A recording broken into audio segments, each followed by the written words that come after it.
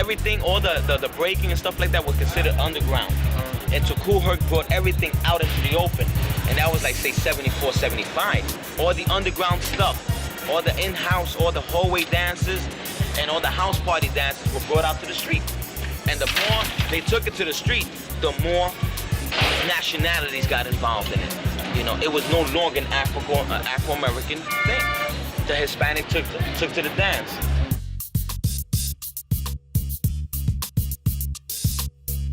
I know for a fact that when I went to some parts, it was rare to see a Puerto Rican dancer breaking. And when they did, it was like, oh shit, check out the Puerto Rican B-boy, you know? A lot of people used to call it like, yo, you know, like the Latinos, you know, Moreno means black, you know, they'd be like, yo, that's that Moreno style, you know, and that's the original style of B-boy. Though black kids invented breaking as we know it, as we understand it, it was the Puerto Rican kids that put breakers on their backs. Batch is one of the first Hispanic breakers ever. Don't forget, I'm 35 years old, eh? South Soul was the crew where basically we all came out of. The first all Hispanic breaking crew. After South Soul, Batch started up the TBB crew, and they were a big crew. We was one of the best breakdancing crews out there. And I believe that, you know, up to today's date, if I would have kept going to jail, you know, and a lot of my people getting killed and going to jail as well, we could have probably been one of the big industries today out here making money. Swipes in the air that you see legs do, that was originated by my partner, Spy, who I consider the best breaker I have ever seen break. That's undisputable. I mean, whoever knows breaking, that name has to come up.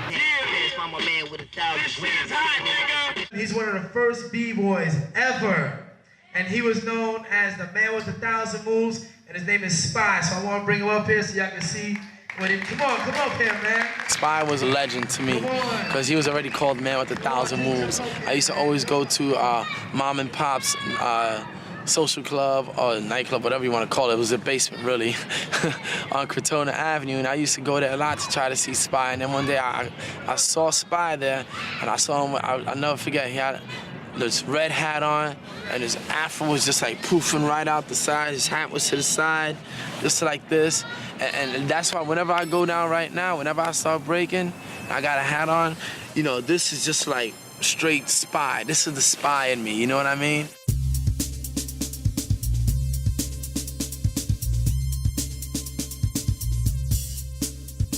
When they would tell me stories about Spy, I would look in the sky and be like, trying to picture myself with it, trying to put myself there, you know, like in the gymnasium, in the church. And when I saw him break, I was like, wow, you know.